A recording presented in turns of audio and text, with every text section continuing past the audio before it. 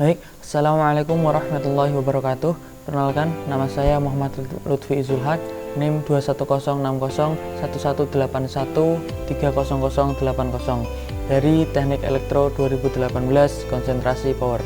Di sini saya akan menjelaskan tentang apa itu etika profesi dan memberikan contoh-contoh sesuai dengan jurusan yang saya tekuni, yaitu Teknik Elektro.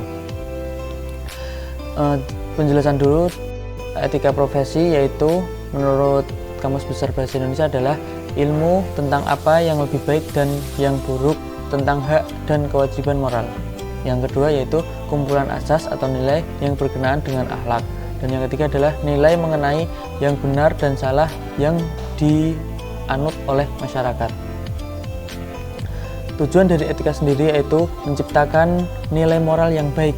Etika harus dimiliki oleh seseorang dan diterapkan oleh setiap manusia sebagai modal utama moralitas pada kehidupan di masyarakat. Etika yang baik akan mencerminkan diri kita sebagai seorang yang baik, dan sebaliknya etika yang buruk akan mencerminkan kita buruk dan akan menciptakan suatu keluaran yaitu berupa penilaian di masyarakat. Macam-macam etika yaitu ada 4, yaitu etika deskriptif, yang kedua etika normatif, yang ketiga etika umum, dan yang keempat adalah etika khusus. Selanjutnya, etika profesi. Etika profesi merupakan sikap etis yang menjadi bagian integral dari sikap hidup dalam menjalankan kehidupan sebagai mengemban profesi. Sebagai cabang filsafat, etika profesi mempelajari penerapan prinsip-prinsip moral dasar atau norma etis umum pada bidang-bidang khusus, yaitu profesi tertentu pada kehidupan manusia. Dalam menjalankan etika profesi, maka dibutuhkan penyusunan kode etik profesi yang merupakan perumusan norma-norma dan nilai-nilai moral yang menjadi indikator perilaku kelompok profesi tertentu. Nah, kelompok profesi harus menaati kode etik tersebut sekaligus mencegah pelanggaran dan berani memberikan sanksi kepada pelanggar dari kode etik tersebut. Nah, di sini saya akan memberikan contoh pelanggaran etika profesi di bidang teknik elektro. Langsung saja.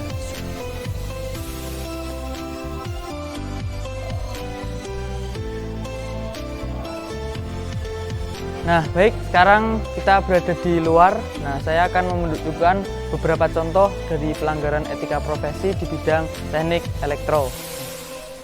Seperti dilihat untuk instalasi kabel di atas ini. Nah, secara keamanan ini akan sedikit membahayakan karena kabel dibiarkan bergelantungan tanpa adanya pengaman. Dan untuk bidang estetik, untuk keindahannya ini juga kurang menarik dan terlihat tidak rapi. Nah, seperti itu. Untuk selanjutnya,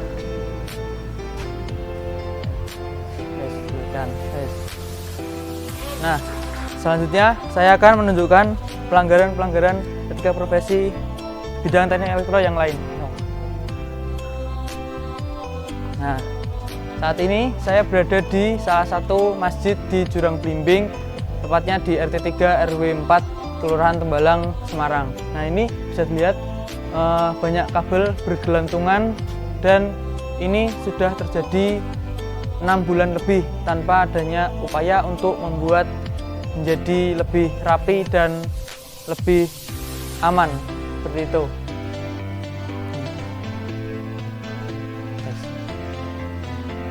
Yuk, selanjutnya kita masuk. Nah, di sini ada sebuah instalasi saklar. Nah, untuk instalasi saklar ini walaupun belum jadi, tapi untuk kerapiannya sangat tidak disarankan karena ini dibiarkan bergelantungan gini tanpa adanya pengaman sedikit pun atau pelindung dari kontak manusia, seperti itu. Nah, saya akan menunjukkan di bagian atas. Cekidot. Yuk, kita ke atas dulu.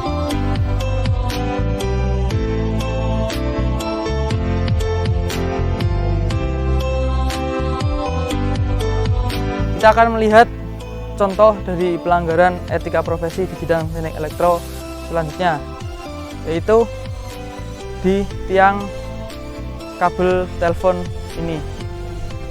Untuk gulungan-gulungan seperti itu, alangkah lebih baiknya jika diberikan tempat kotak atau mungkin pelindung supaya tidak asal ditempatkan di atas seperti itu. Karena itu akan, ya, dari segi keindahannya kurang, dari segi keamanannya mungkin akan gampang jatuh atau terkena masalah. Yuk, selanjutnya kita lanjut lagi.